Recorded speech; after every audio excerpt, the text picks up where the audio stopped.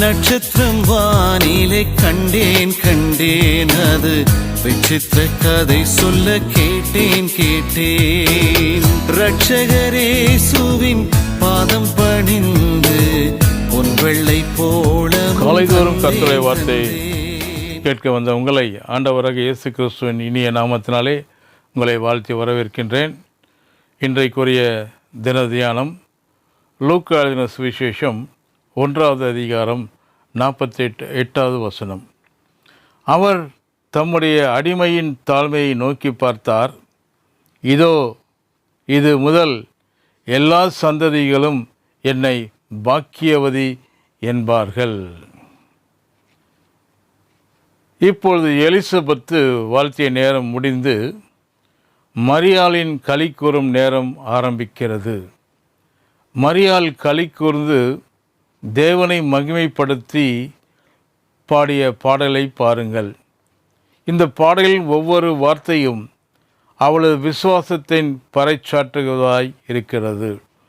மரியாள் தான் கர்ப்பம் கொண்டிருக்கிறோம் என்பதை உறுதிப்படுத்தி கொள்ளவும் இல்லை. எலிசபெத்தை போல வயிற்றில் பிள்ளை துள்ளி குதிக்கவும் இல்லை. இவள் வயிற்றிலிருந்து இரட்சகர் இன்னும் பிறக்கவும் இல்லை. இருந்தாலும் மரியாள் விசுவாச நிறைவினாலே தங்கள் இருதயத்தில் இருந்து பாடுவதை கவனியுங்கள். பொய் உரைக்க முடியாத தேவன் சொன்ன வாக்குத்தத்தங்களை நம் விசுவாசத்தால் அதை பெற்றுக்கொண்டதாகவே அர்த்தமாகிறது. மரியாள் பாடிய இந்த விசுவாச பாடலின் ஒவ்வொரு வசனத்திலும் இந்த விசுவாச கோட்பாடு நிறைந்திருப்பதை கவனியுங்கள். மரியாள் 3 காரியங்கள் நிமித்தமாக களி கூர்ந்தாலே இந்த விசுவாச பாடல் அவள் உள்ளத்திலிருந்து புறப்பட்டு வந்தது என்று நாம் அறிந்து கொள்ளலாம். 1, இரட்சகர் தனக்கு என்ன செய்திருக்கிறார் என்பதற்காக. 2வது, இரட்சகர் மற்றவர்களுக்காக என்ன செய்திருக்கிறார் என்பதற்காகவும். 3வதாக, இரட்சகர் இஸ்ரவேல் மக்களுக்காக கொடுத்த வாக்குத்தத்தத்தை நினைவு கூர்ந்து அப்படி செய்தார் என்பதற்காக.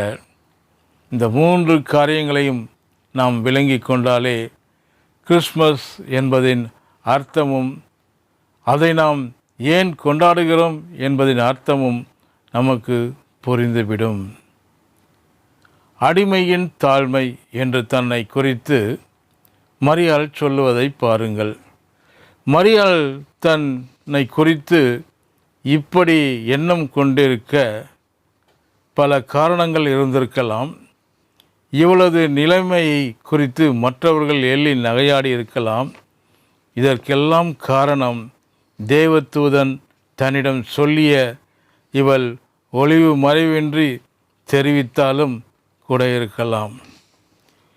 இதைப் போலவே இன்றைக்கும் எத்தனையோ மக்கள் தங்கள் குடும்பத்தை விட்டு புறக்கணிக்கப்பட்டவர்களாய், நம்பிக்கையற்றவர்களாய், தனிமையிலே நொந்து போய் வாழ்ந்து கொண்டிருக்கலாம்.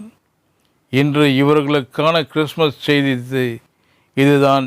நீங்கள் எப்படிப்பட்ட கீழ்த்தரமான நிலையில் இருந்தாலும் சரி, உங்களை நேசிக்கின்ற, உங்களை அன்பு கூறுகின்ற தேவன் ஒருவர் உண்டு.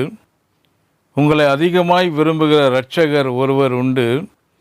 சொந்த குடும்பத்தால் புறக்கணிக்கப்பட்டிருக்கலாம், ஒதுக்கப்பட்டிருக்கலாம். ஆனால் உம்மை நேசிக்கும் பரலோக பிதா ஒருவர் உண்டு. நீங்கள் கேட்டுக்கொண்டால் நீங்கள் விரும்புவதை விட அதிகமாய் செய்து தர அவர் வல்லவராய் இருக்கிறார். கர்த்தர் தாமே இந்த வார்த்தைகளை ஆசீர்வதிப்பாராக. ஆமென்.